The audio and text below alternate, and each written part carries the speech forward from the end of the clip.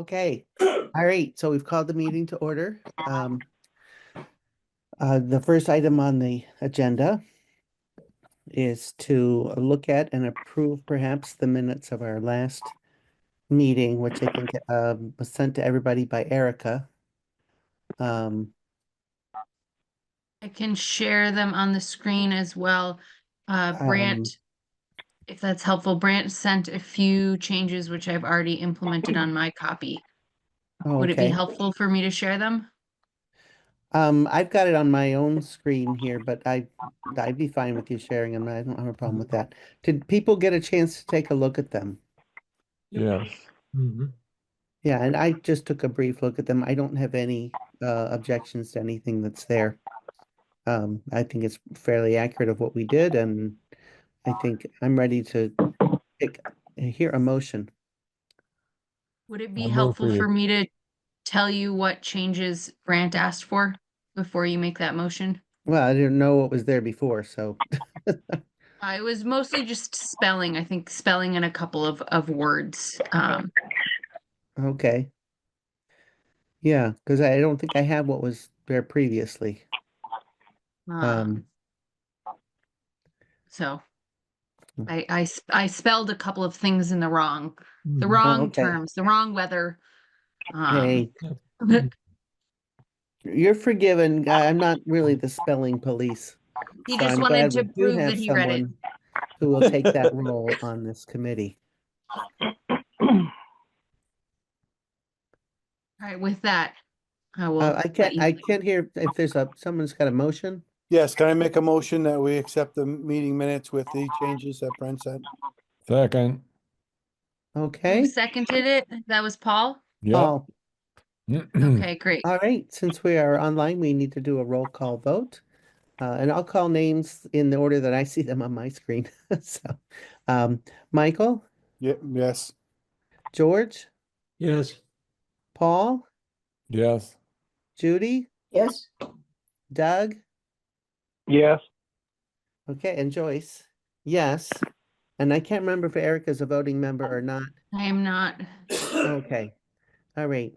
Great. It sounds like their item number one is done. Look at us, and it's only 5:06. All right. Item number two is to report on the research findings, and I think that will be mixed in with number three, discussion of findings. Um, so looking at all the folks here, we've been doing some of this by email.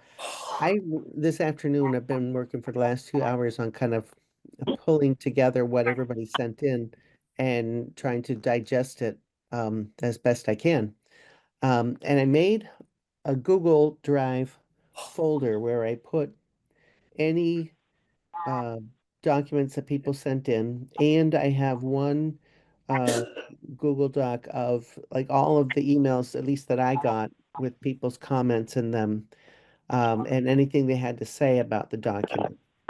And I just find it easier for me. But I thought I'd offer if anybody else wanted access to that Google Drive folder, it'll have my comments on it because that's where I put my comments and questions. But I'm happy to share that if anybody else is also having uh, trouble.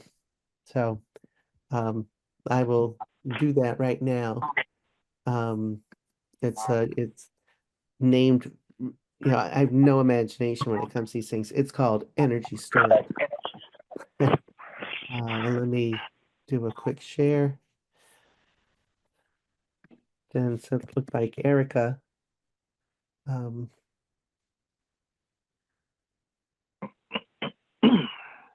mhm.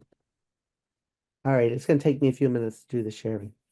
Would you But like me to, have you put the minutes and agendas in there as well, or would you like, once you share it, would you like me to put them oh, there? I did make a folder for the minutes. I didn't put the agendas on there though. So that would be another good folder to put in there. The agendas somehow I have no trouble finding. But, Well, I made an effort to send them out again before the meeting so that people wouldn't have yeah, trouble. Great yeah. idea. Um, then maybe I'm trying to think of a good way to proceed on people reporting out. what they found. And I just maybe an orderly way is to let each person report on kind of summarize what they found. And I went through Brant's stuff as well. So I'd be happy to mention his stuff in there. But why don't we start with Doug? Can I ask first, how do we get access to the Google Doc? I will try sharing it with you right now, but I need a moment to do that. So somebody else has to be reporting from the meeting Mhm. while I do the sharing. So it'll be over email. Yeah, you'll get an email Okay, notification great. that I've shared it with you. Terrific.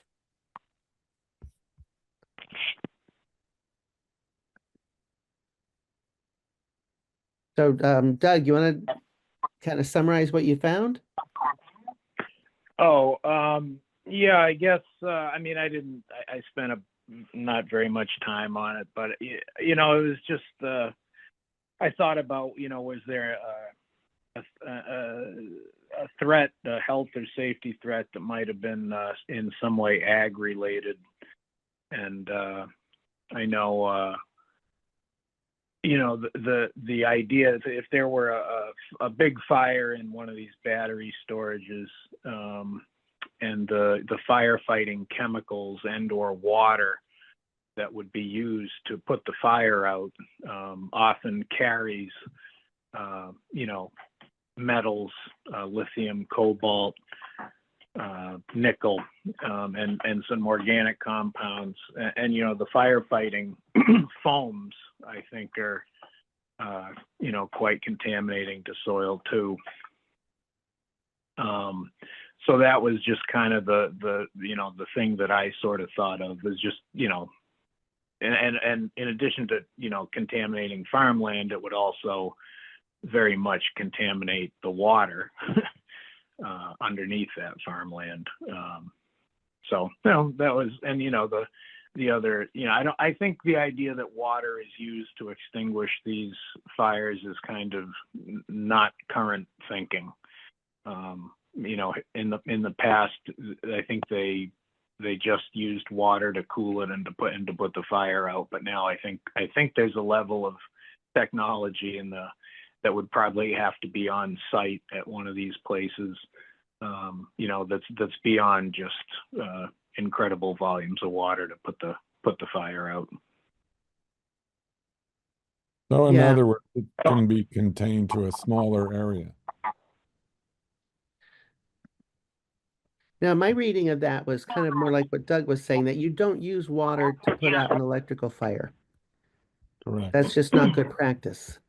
But what the water would be used for is that at some point, if you had a fire that really gets out of hand, this is my understanding, I could be wrong on some of the details.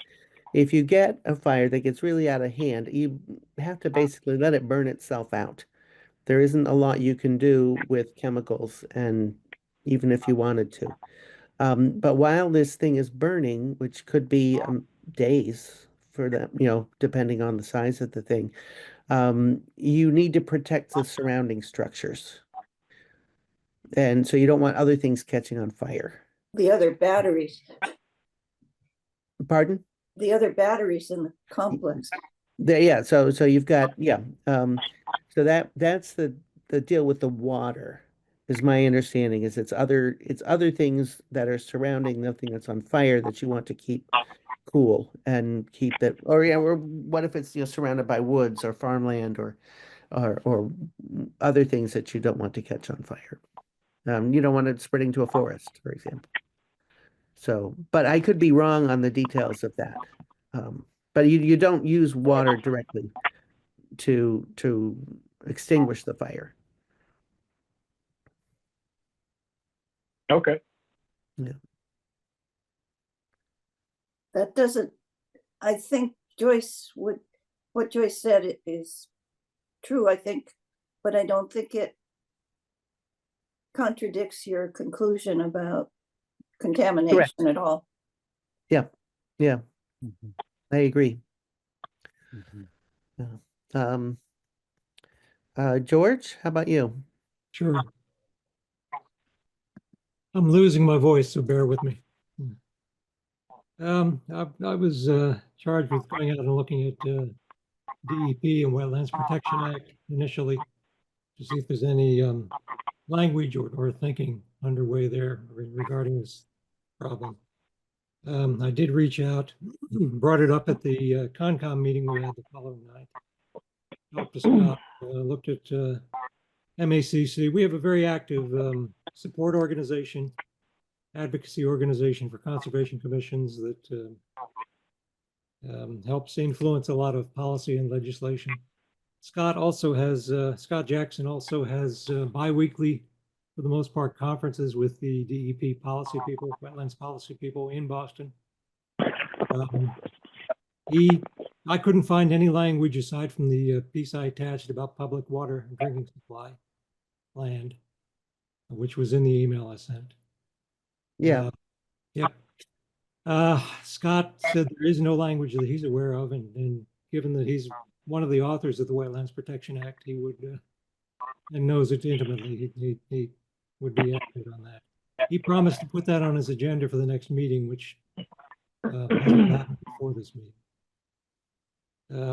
So we're still looking there to see if there's any thinking or policy at that state level that might react to or respond to the state laws, or help structure what we do at the local level. Thinking about that, I started to look out more broadly at who else has dealt with this. And one thing I found that interested me was the NYSERDA document that I also attached to an email, which Yes.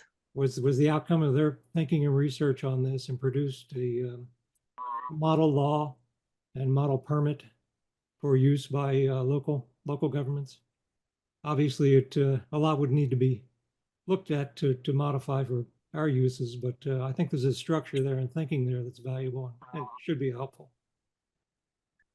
Another question I had was thinking about the other parallels and other sources of information that might help us. I don't know if anyone here was involved with the Berkshire Gas LNG facility in Whately and the siting and permitting for that. Nope. You know those giant tanks up off of Long Plain Road and back of Sanderson's. Yeah. Next to 91. Mm-hmm. So was permitting on that done at the local level, or does the state handle all that? Does I know anyone there that? were discussions at the local level, but I'm not sure. They weren't on the planning board, I know. Okay, because that's a large storage facility there for liquid natural gas with trucks coming in and loading. It is intended to supplement during times of low supply into their piping system. I know that the local safety folks, fire departments, so on, do have drills, have had drills in the past. There is a protocol there for an incident there. And certainly that's quite a potentially hazardous situation. It might have some parallels for us in terms of siting language and permitting. So that's That's a a question that just occurred to me today, then that's worth looking a into. very good thought. See what else I had. Oh, just point of interest. I was a little surprised when I went through the assessor's maps off the website and identified all the parcels I knew of that were owned by City of Northampton and State Wildlife Management and Audubon and which are protected, and discovered that it amounted to and added in the aquifer protection overlays. That's probably a third of the land area in Whately between all those two sources. So I'm wondering if there's any way to guide placement of these things through zoning and those various overlays and so on. Obviously, nothing can happen in the public water supply lands that Northampton owns, which are, I don't know, 1,100, 1,200 acres. State wildlife management areas similarly prohibited activities there. Yeah, I But in remember terms of, putting a question on your email. Mm, Yeah, this one from okay, yeah, from George here. The what kind of protections do the aquifer and floodplain overlays actually offer? yeah, Somewhere we've got some feedback coming through. I don't know if somebody's got something going on in the background. Um, so, um, see how, so, okay, so what kind of protections do aquifer and floodplain overlay offer? I know we have an aquifer protection district and I live in it. Um, so I don't know if it's the same thing as a formal drinking water supply area, if it has those kind of protections. What I did notice was that in that DEP document, they do mention about energy storage, and it's prohibited from what they call Zone 1. Nowhere in the document do they define what Zone 1 means. I know, Okay. nor could I find it. So maybe I'm guessing somebody out there will know. Um, I and they know. give a number of requirements like Joyce, If Judy heat you, knows. sensors and chemical containment. But it seems primarily related to siting, which is kind of what the planning board does. It doesn't necessarily address sort of the ongoing monitoring and Yeah. decommissioning. Mhm. As far as I could tell, it is like an 88-page document. I didn't read the whole thing. I just focused in on the parts relating to storage. Mhm. Um, but that's also a guideline, and I don't know if it's something that's really enforceable unless we put it into a bylaw or Mhm. whatever the appropriate instrument is. So, anyhow, I see Judy's got her hand up. well, zone 1 is the area immediately around the water supply itself. I think it's a 500-foot radius. Okay, And it doesn't show up on it might be a spot on our zoning map. And then there are zone 2 and zone 3, and there's more than those 3 are actually in the zoning bylaw and on the zoning bylaw map. And each has different stages of protection. And they are required by DEP for any public water supply as a protection to that water supply. So I think that gets at one of your questions, George, in your email. okay. The existing solar bylaw, reminder, we have nothing about standalone battery storage in our bylaws currently. Right. We do have reference to battery storage that's related to solar facilities being proposed. They prohibit batteries within any of the aquifer overlay districts, which would be fine except that in reading about that Westfield complex that Doug mentioned, it appears that the applicants for that process are appealing to the DPU for an exemption from the town zoning bylaws. So I don't know what we can do about that. We can put them in our bylaws. That's about the best we can do. But anyway, that is currently in the bylaw for batteries with solar that come with as a part of a solar facility. And I would Yeah. assume we would do the same thing for a standalone. Okay, well, it's good to know that that already exists to some extent for aquifer protection regions in the town. Also, the CPC does a map of the protected areas in town, and it's available on the plan. I'll send you the link, but it does, I should have thought of it sooner. Goes through what George did and shows all the areas. Actually, Mass Wildlife, Fish and Wildlife owns roughly 10% of Whately by area. Yeah. So, and if you look at all the conserved areas, I think it's something like 35%. Mhm. Mm, That includes APRs and APs.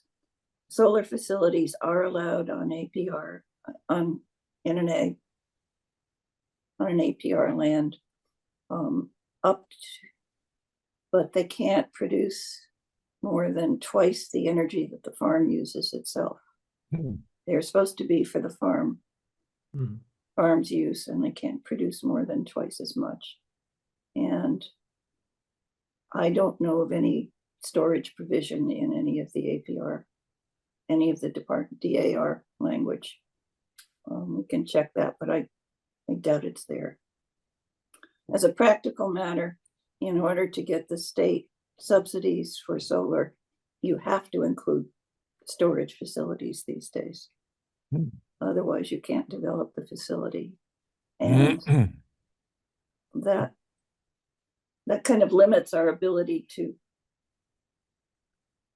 constrain them in a lot of areas of town. Like, I don't think you would want to yeah. eliminate them from APR land, for instance, because a lot of farmers want the benefit of being able to install them for their own farms or to help the farm's economy.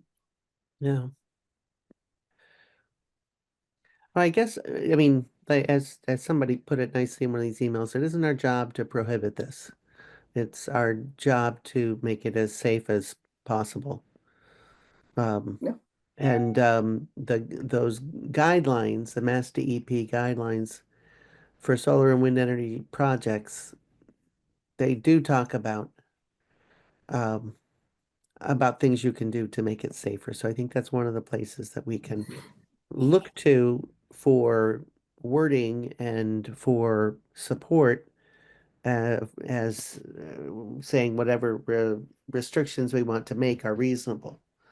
Um, so thank you, George, for identifying that document, which I think we could say, I mean, the whole town feeds it. I mean, as far as contaminating the aquifer goes, that could happen from anywhere in town. We just have some places where it's more dangerous than others. Um, Well, who to go next? They don't all threaten the water supply, the town's right. drinking water. Yes, that's what I'm saying. I think that Okay. kind of contamination could happen from anywhere, not just the aquifer overlay districts. So, But um, that begs the question of all of us who are on private wells too. Yeah. right, but like, I think we could argue that this is things that that the DEP is saying should not happen in an aquifer protection region or some place that is um, uh, likely to affect your water supply. I mean, the whole town could be that. Given the proliferation of private wells in the western half, and then just everybody being on, depending on that one lower aquifer in the eastern part of town. I think, Joyce, that the way the aquifer protection districts were designed was to pretty much insulate the well, that there were geological studies of the aquifers or the flows into the ground levels that affected the well. So the DEP would believe that the aquifer protection district protects the well. That if there were contamination in East Whately and some other part of it, it would not necessarily affect our drinking water. Would affect the farmland and the irrigation and any wells that people use to supplement. But in theory, the aquifer protection districts are specifically structured so that they prevent pollution to the well if everything is adhered to. I have a question, and it's what, looking at the Westfield project and the state exercising control over any local options, is it the case that no matter what we do, the state could override it if we passed a restriction, and the state wants to incentivize large solar arrays and therefore probably battery storage, as if that's conditional upon them getting rebates? What power do we have over somebody who wants to do that if the state can say, well, you can do that and the town can't override you? I don't think it's automatic. From my understand, the Westfield one, and somebody correct me if I'm wrong, they said the applicant was going to apply to the DPU, but there wasn't any information about whether the DPU was hearing their case So or they've had a public hearing. It probably might not have been what I sent, but the applicants applied on September 25th and comments closed. There was a public hearing in early December and Mhm. comments closed on December 20th. And they are going to decide before the end of 2025. so sometime in the coming year. Yeah, and I think one of the issues is that it's not known what the siting requirements are under this new law that was passed. So my guess is they're waiting for that as part of it. What I wondered is if the DEP has one set of standards and the DPU overrides them, who decides? Is there, Right. just go to the Attorney General? What? That And would be it very, sounds like it would go to court. well, Yeah, who wants to do that? two state departments. Yeah, And that's coming one to reason, different one reason I wanted Scott to get with the DEP people in Boston now Yeah, and to begin prodding the thinking on this, because I know he's concerned too. And begin some policy making at that level. And I think we have a window now before the state law takes effect in Yep. March of 2026 now to find what middle ground exists for us being able to exercise local control. It's clear something like Shutesbury and Wendell is not going to fly. But what room is there in between that and carte blanche for these developers? I don't know. And we won't know until we come up with some ideas. one reason I was hoping or lobbied for this committee to be formed is because I think the more evidence and thought we have put into our regulations and the more defensible our position is, the more likelihood we would have to prevail over anything the state does. And I don't think we'll have time to do it in the short window we have to do it, or to do these applications under the new law, or to appeal, or for the big ones that the state would do. So that's one. I think the more ammunition we can bring, the better. I was very impressed reading the Arizona fire story,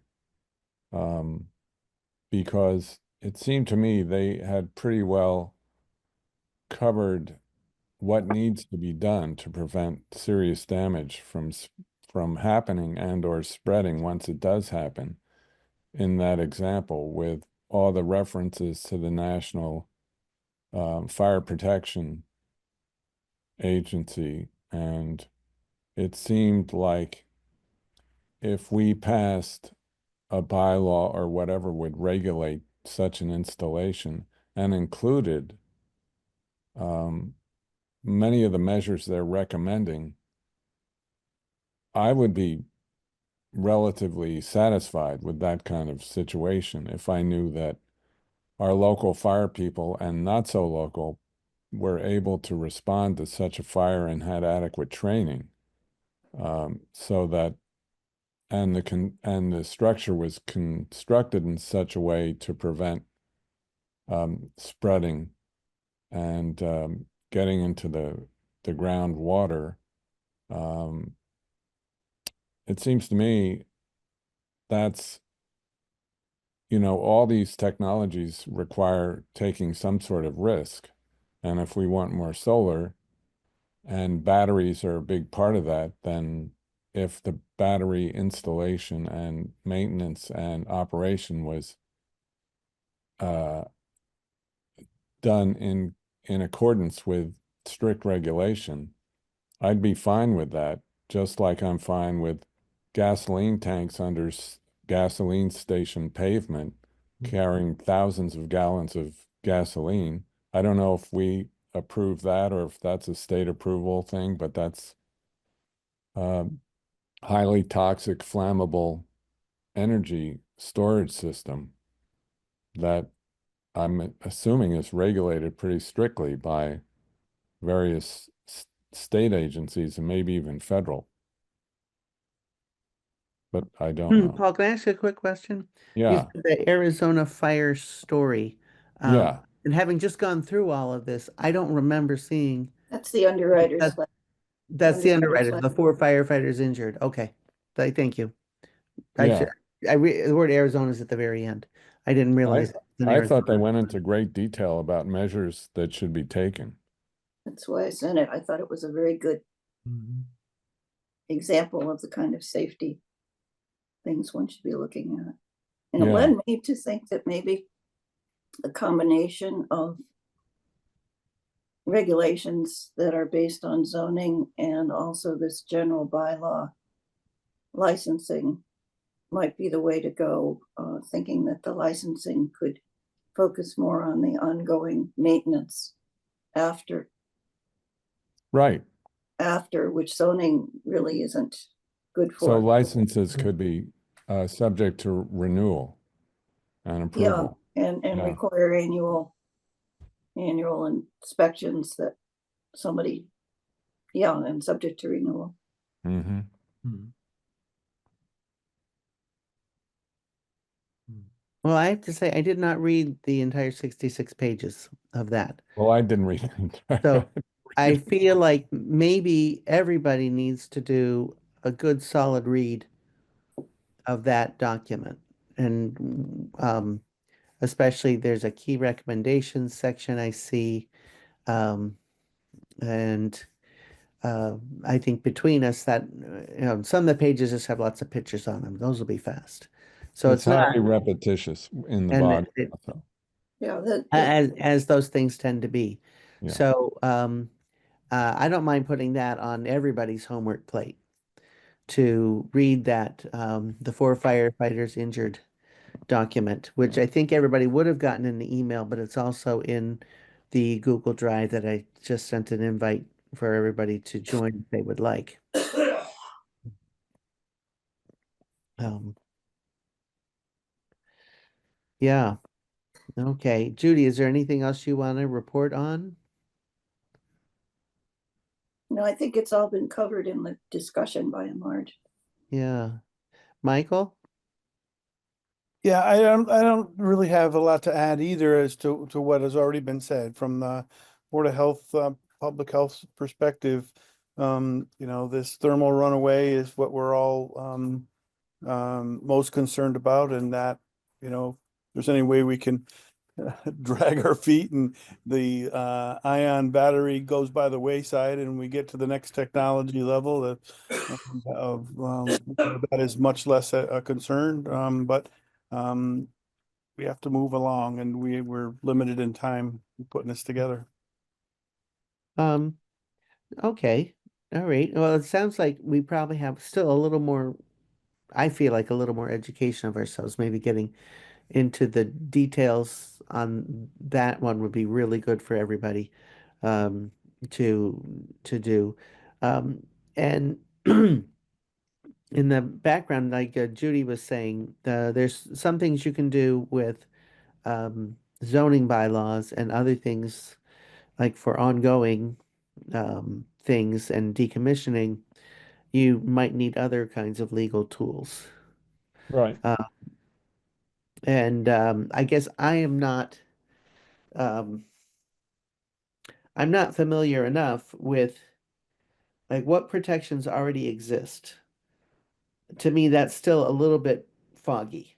That was, I We think do, everything that exists now was in that first background memo that I sent before the meeting, before our first meeting that outlined the zoning, the solar bylaw zoning. Mm-hmm. Is that in your shared drive, Joyce? I don't have that in my shared drive. I don't think I may not have gotten that email because I was not on the list for a while. Okay. Well, I But let think me, you should have gotten that one. I think Erica sent that one out before the first meeting. so it would have been sent from Erica and Oh. approximately when? 2 days Yeah. before the. I think it was the first meeting. day of our first meeting. The 17th of December. December. December. Yeah, I'm not so It showing summarizes from the Erica. current state. Sorry, It's I'm a- not seeing anything from Erica on the 17th. It's a two-page bylaw, right? Right. I'm just having trouble finding it. I'm not saying it doesn't exist, but I'm gonna look from Judy instead. Or we Uh, can resend, and the there we other thing, go. And so where things stand. There we go. I found it. I will put it in that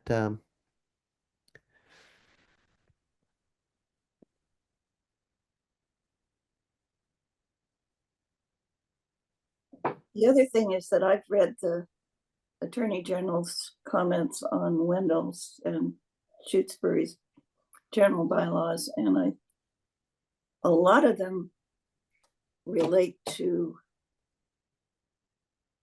an attempt to end around the zoning, which of course they were trying to do. But I think if we work at integrating a general bylaw with the zoning, it wouldn't necessarily be prohibited.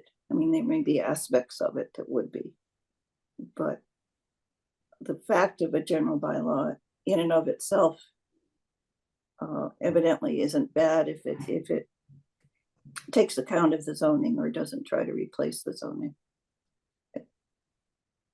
So I'll try and summarize that for you before the next meeting.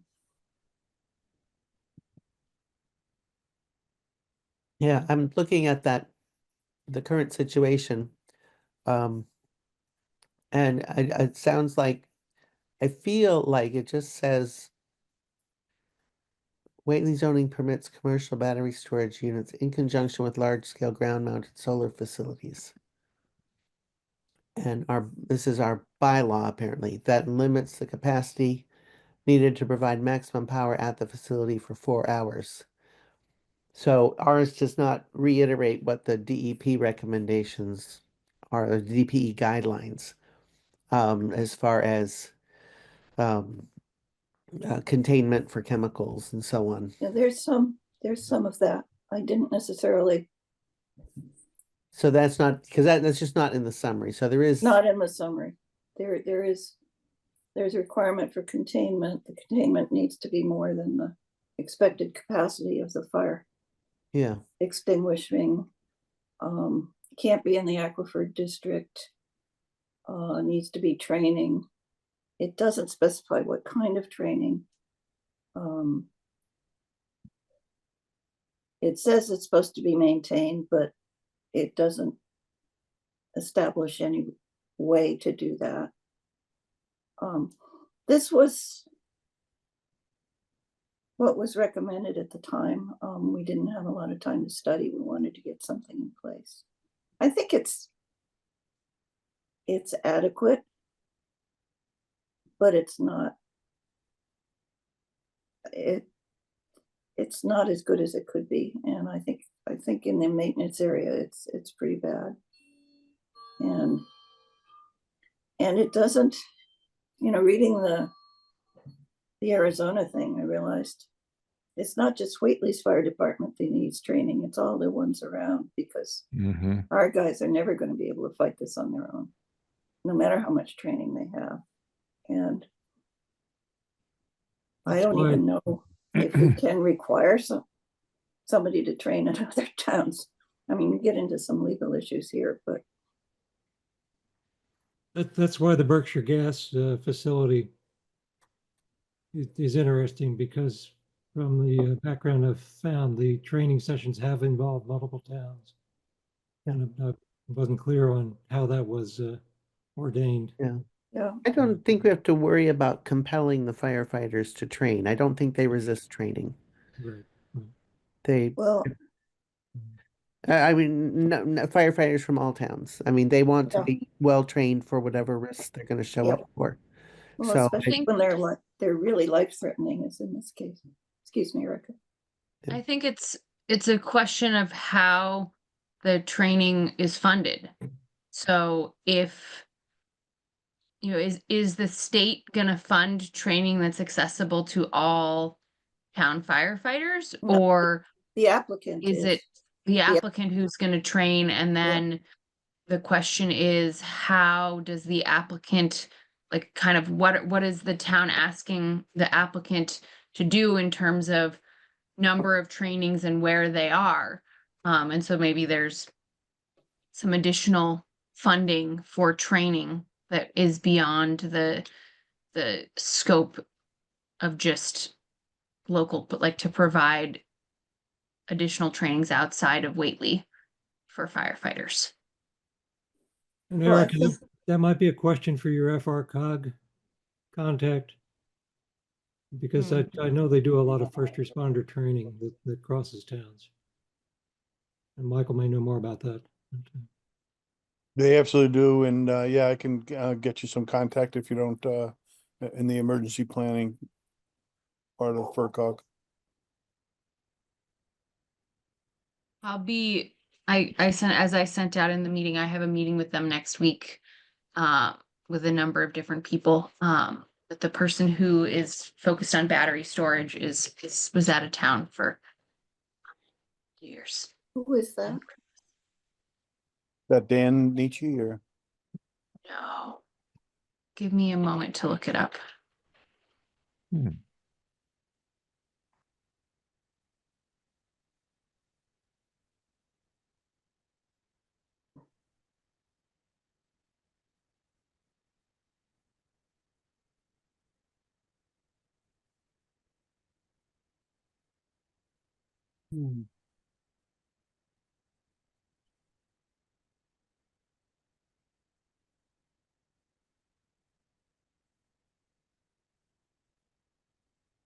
Can continue on with the conversation while I do that if you like. Well, you could send it to us afterwards. It's not Yeah. something. yeah, that's, Hmm. all right. So Brant's not here, but he did a little initial work on, what's required in the fire code. And I have to say, I tried to follow some of the links he shared there, and I couldn't get past the paywall. They had something with free access, but then you had to put in your email and get an access code, and the access code never came. And then I spent the requisite 20 minutes on that, and then decided to try again later. I might have that from when we did the bylaw, but I think the solar bylaw, but I think he was going to look for a newer edition. Am I remembering that? Mhm. Yes, that's what I'm reporting, that he did find some links to some newer things, and I just can't get to the point where I have details about them. I don't Uh, think I got that. yeah, Um, the thing that I thought was interesting, and Brant's not here to say anything about it, but at the end of his little two-page report, or three, it's on the third page, he put down three additional questions.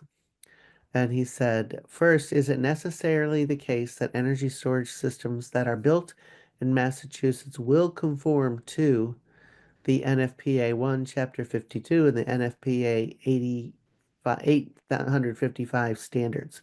Those were the standards that I couldn't actually get physical access to. Um, and then two, to what extent would mandated ESS conformance to those standards address our concerns related to public health, safety, and welfare? Like, so there's these standards out there, so they have to conform to them. Is that actually going to address our concerns or not? And I think that is still an open question, partly because I couldn't actually access the standards. And then what is the opinion of the Whately Fire Department with respect to safety of ESS at any scale, ranging from electric vehicles to residential batteries to utility scale? Um, so I think he's put those questions kind of on his plate to some extent, but I thought especially the second one is, I mean, doing research into the standards is important and appropriate. Then the question becomes is, even if they, I mean, maybe that's a thing we should put into whatever bylaw that these need to conform to. Well, yes, of course. Um, I think it might, yeah. You would, it may be in there, and I'm just not aware well, of it. one would do that. I mean, I think that's, and I Yeah. think having talked to the fire chief informally a couple of years ago, his position is that if it's compliant with the standards, he and his people are trained, that he would support, not, feel comfortable, he would feel comfortable, but Yeah. that wasn't a casual conversation, so don't, but I think that's his opinion. I mean, that sounds like the reasonable thing to do. Uh, the only thing I could find out, and I put notes on it here. Uh,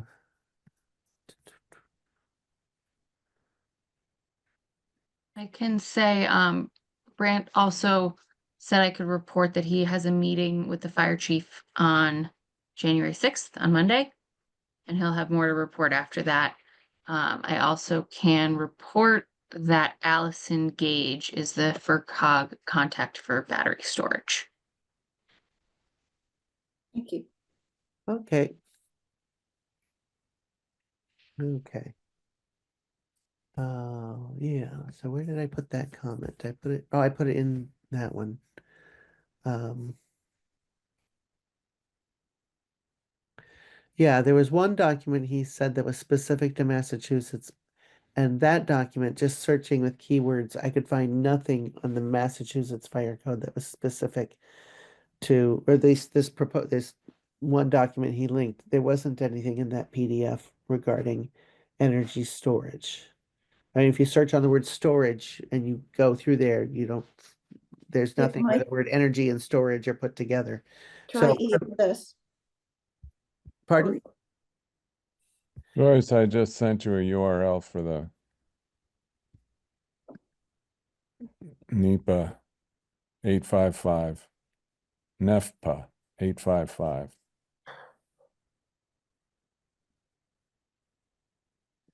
Right, it hasn't come to my inbox yet, but I'm sure it'll be here any minute. No, there is a link. I followed the link. The link wouldn't let me see it until I got an access code, and Oh. I couldn't get the access code in, yeah, because it didn't show up. Oh, it costs $157.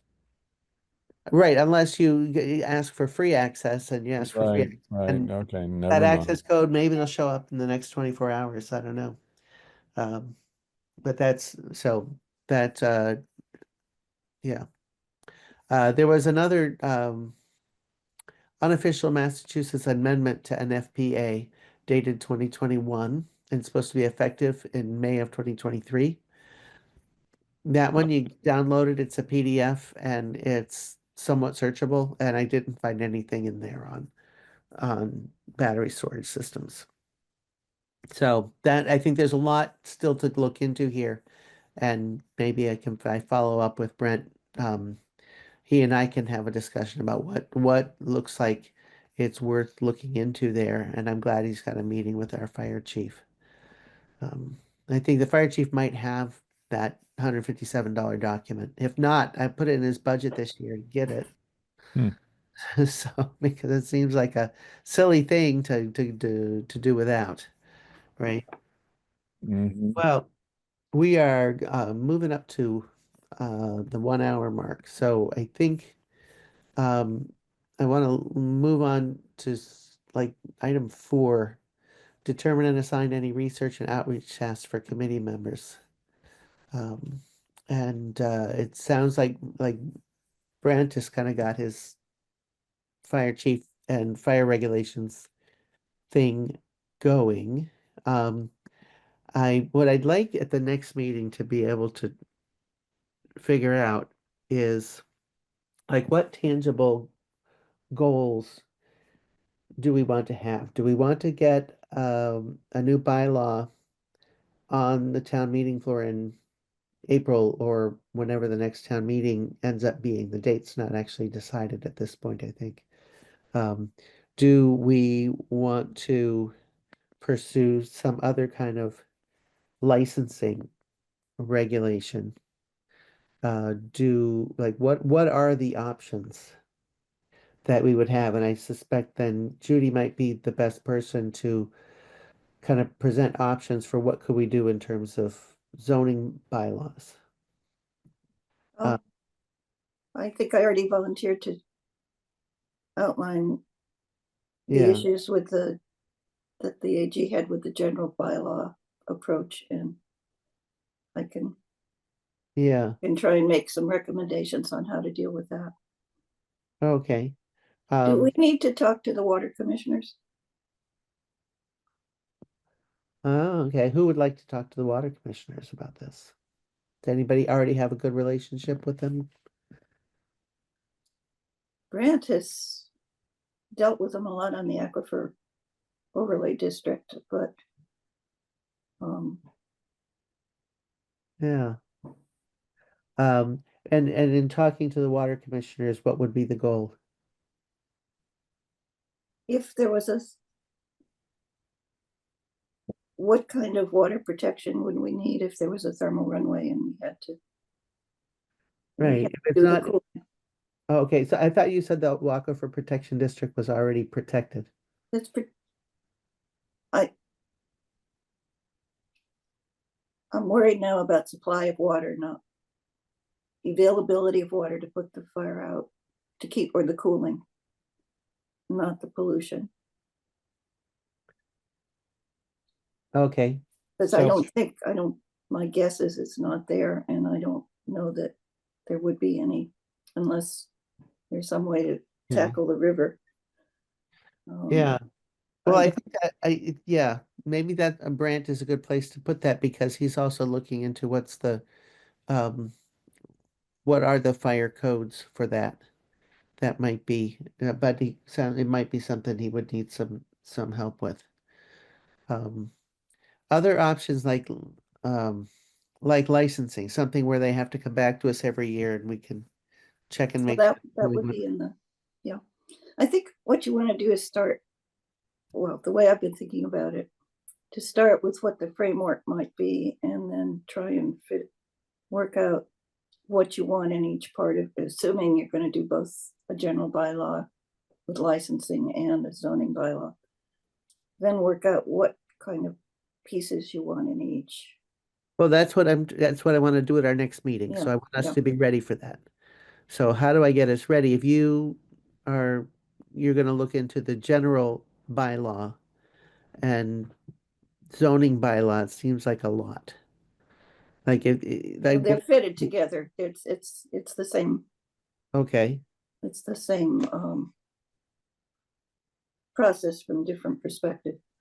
okay. Not two Um, separate but problems. okay, so for licensing, we need a new general bylaw, Mhm. you're saying, and for incorporating those things that are going to prevent accidents into like the site approval, that's a zoning bylaw. Am I wrong on that? Well, some of it is in both. I can Okay. send a copy of Shutesbury's general bylaws. It's like 18 pages long, but and basically it goes through all the things that you would have in a and more than you would have in a zoning bylaw. But I think there may be some overlap, but I think if the focus is primarily that the licensing is to implement and expand upon the zoning bylaw, Well, I think or that the general bylaw. the licensing is really just to enforce the rules, right? Well, you have to get this license to begin with. Right. So that's exactly. Yeah. So I think one, there are different purposes, right? To the zoning bylaw is going to be, you have to build it with this, and this, Mhm. all right? And then the ongoing is you've got to come to the select board every year and get your license renewed, right? And be inspected by the health department and be inspected by so and Yeah. so, and who's going to hire the outside engineer to do this, and Yeah. how is that kind of thing. Right. And I don't know if any of those are in the Shutesbury or these other, I mean, There's everything you ever thought of in the Shutesbury Right. thing. But, Right. Okay. So you're gonna come back with like lots of things for us Yeah. to consider. And I guess it would be helpful for us to get any of that in advance. How long do you think that task would take you? well, Or, there are two steps. One is dealing with how the attorney general, um, Mhm. why the Attorney attorney General's general response, rejected yeah. the general bylaw approach. And then the second is, I don't know how much detail we want to go into on the second, because I think that's sort of the Okay, process that we're going through, is to identify the safety standards okay. but I will send the Shutesbury one. And the information you're getting about why the Attorney General rejected it, can you send that as well? Mm-hmm. Then I'll put that in the big document folder is what when I get it. So everybody's homework is going to be to read over the Arizona fire story that's in the article that starts with 4 firefighters injured, and it's in the document folder, and to look at what Judy is going to send us. Hopefully send as soon as you can, like the documents you're looking over, and you'll bring to the meeting maybe a synopsis, like a what like your conclusions from reading those documents. Is that right? I will provide a synopsis of what I think we can do What do that you will think? make the attorney general happy. Oh, okay. And All right. so that means basically we're trying to come up with a bylaw to protect ourselves and the environment and firefighters. And then we're coming up with a procedure for licensing and making sure the stipulations in that bylaw are maintained and enforced, correct? I think there are probably two bylaws, a zoning bylaw And a general bylaw, and a but yeah, general bylaw, and they will have some overlap, I suspect, but yes. The general bylaw will establish the licensing requirements. Oh, okay. Good. okay. So Judy's got like a ton of homework to do. And Erica's got a little bit to be in touch with FERCog. The rest of us have a bit of reading to do so that we will be really prepared to hear what Judy has to say and really well informed I'm, about the I'm fire just, story. I'm just going to develop the framework here, but I'm not a lot of Right. detail, but I think. Okay. But I mean, a framework is we got to start somewhere, right? Mhm. Um, And the other thing I would point out is there is nothing in our zoning bylaws now about standalone battery storage. So if we can possibly get something to town meeting by on that, if nothing else, although it's so intertwined with everything else, it's hard to, Yeah. because So, at the moment you could do anything. well, let me throw this out. I'm going to say something makes me a little bit scared, but do you think we can get something ready for annual town meeting this spring? If it's in June, yes. Joan, yes. Ruth Leahy's not going to be there for sure. Um, okay. So we need a longer timeline if we're going to do that. Well, I don't actually know. It depends. Yeah. You know, Is it this something that, depends what other yeah, towns have done. If it depends if people are comfortable with some of the provisions yeah, that are already been established in this, the safety detail in the Shutesbury thing is very impressive. yeah. Um, Does the planning board have the bandwidth for this to make it happen in this shorter timeline? the draft, if you have the substance, I think there's a lot of that can be pirated. I mean, we're doing a lot of the work that the planning board normally has to do on its own. Oh, okay. Okay. All right. That's good to And know. the general bylaw is not the planning board. That's right. That's, um, yeah, who does the general bylaws? Like who would be in, I think we're doing this one. we're doing this one. Okay. You- Yeah. There's not one, You're the not one boss, general but that's answer. my sense. Yeah. Okay.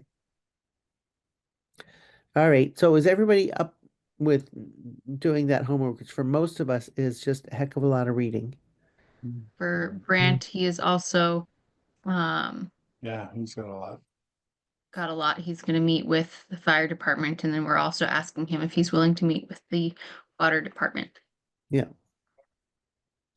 About and I would say the water department when we understand better what the actual water needs are, because that's something that is um that'll depend a lot on siting. If it's just around a bunch of trees, it's different than if it's a battery unit surrounded by 12,000 other battery units.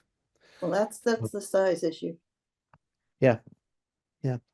So, When you see the application that went through, that was a very small one and it had yeah.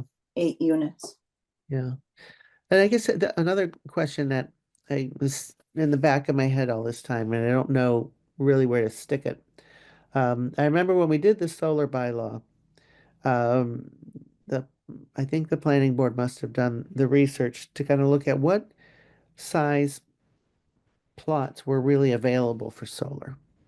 And I think the conclusion was that we've got very little, if any, nothing was bigger than 10 acres. And I might be Oh, remembering the size wrong. It might have been less than that. But we don't really have a lot of spaces where you could put really huge solar farms.